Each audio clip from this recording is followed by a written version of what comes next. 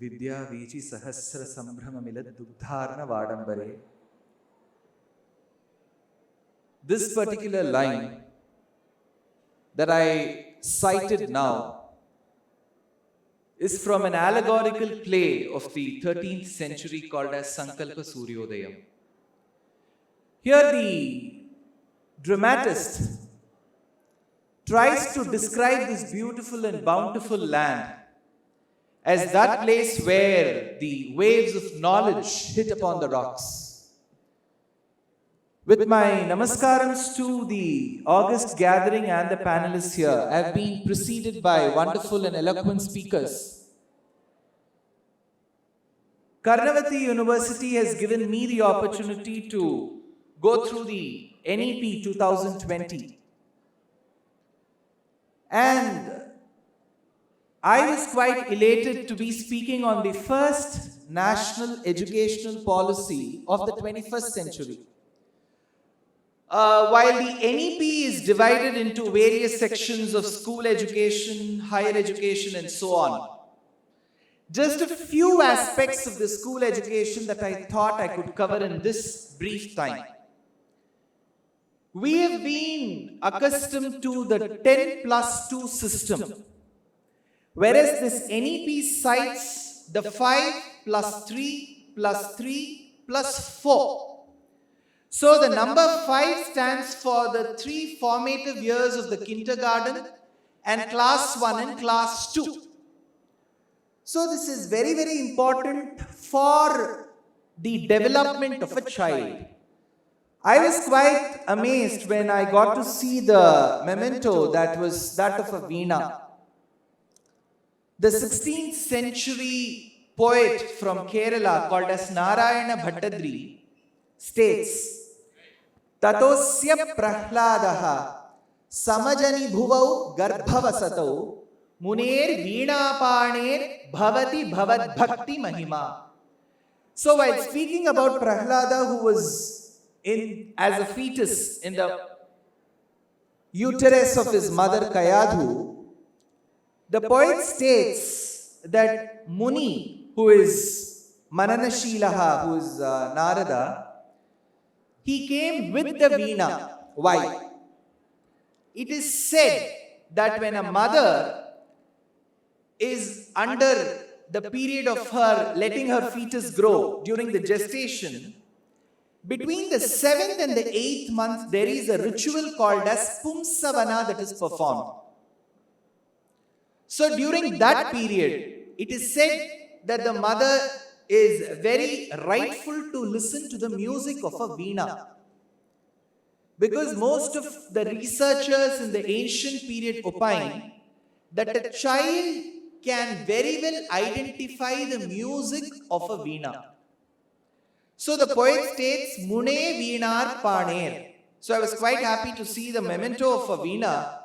Probably that reminds that education begins while the child is still in the womb of the mother. So such children are called as Garbha Shriman. Very rightfully, the speaker who spoke just before me said that we should imbibe that culture which is that of our motherland and of course borrow nice things from the other cultures as well.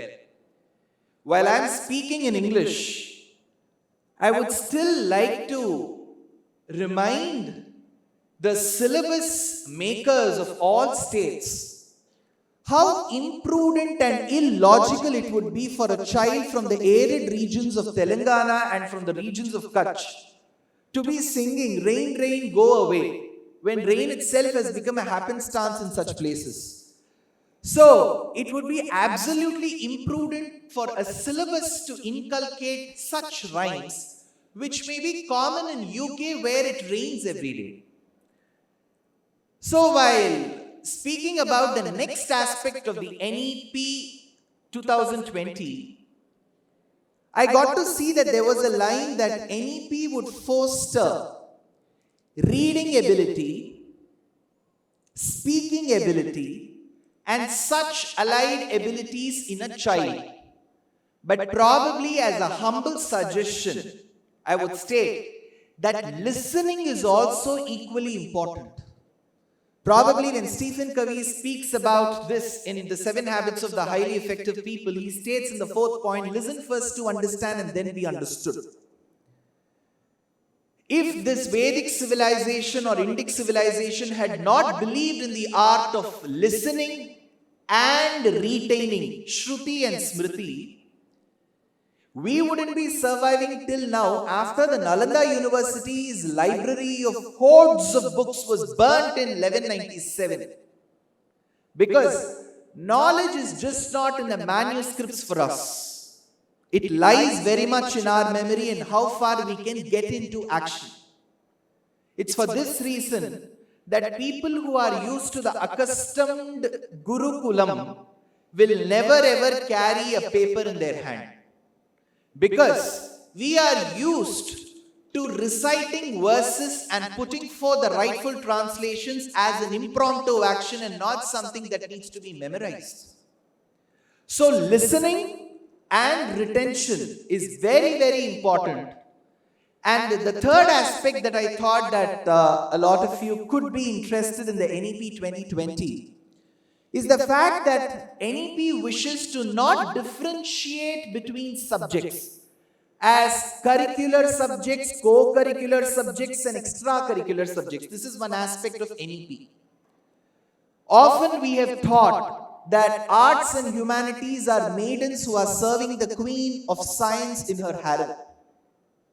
This is a very, very sad thing. As a recipient, a student of BITS Pilani, and as a student who has interned at the Indian Institute of Science, I can rightfully tell that arts and humanities have the best place and the equal place amongst the peers of science and technology.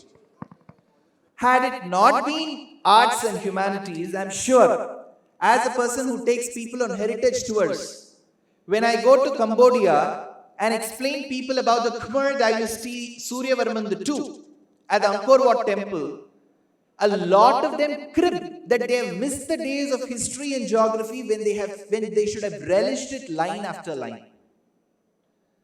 Another aspect that NEP talks about is the languages, being a polyglot.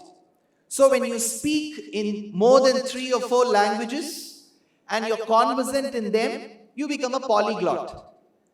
There should be a day when a student in Uttar Pradesh can recite a Tirukkural Tondri Pugalod Tondriga Aktilar Tondrelin Tondramai Nandru, while a student of Tamil Nadu should state Nadisara Sametatra Deepta Bhasa Naravrita Sabhana Sau Mavirame Yata Saumyasu Manasa. So, being efficient and proficient in languages is very, very essential to be an accomplished individual. So, the 3-language formula of course says that no language will be imposed. This should remove the fears of many, many political parties who may be thinking that one language will be imposed upon us. At the same time, giving importance and stress to one of the classical languages amongst the many, which is Sanskritam, is equally important. So while we speak in English, it doesn't mean I have to imbibe the English culture. While I recite Sanskrit, it doesn't mean that I have to be dressed like a Vedic person. You could still be in the best of your modern clothes, while still relishing the aspects of our languages and our culture. So the last point that NEP, which I felt is very relevant, is about the teachers. It talks about a lot of criteria that is required for selection of the rightful teachers. As a son to my mother, who herself is a teacher, I would love to state that teaching should not be a profession which should become the last resort for a person. I have found no job elsewhere and teaching has put me here on this dais should never be the thought. Had it not been Dronacharya who was selected after such great criterion, we wouldn't have had such warriors who would have emerged in the field of Kurukshetra. So, while describing the aspects of a good teacher, a great poet says, Siddham Satsampradaye Thiradhiyam Anagham Shrotriyam Brahmanishtam Satyastam Satyavacham Samaya Niyataya Sadhu Vritya Sametam Damba Suyadi Muktam Nija Vishaiganam Dirgabandum Dayalum Skalitye Shasitaram Vasati Hiteparam Deshikam Bhupsiripset. So I've been seeing a lot of the teaching faculty seated in front of me, with my obeisances to them and to the patience and the patience of the large student population, which is the highest aspect for sitting for hours together. Kudos to them, kudos to the university, and thanks to you all. Namaskar.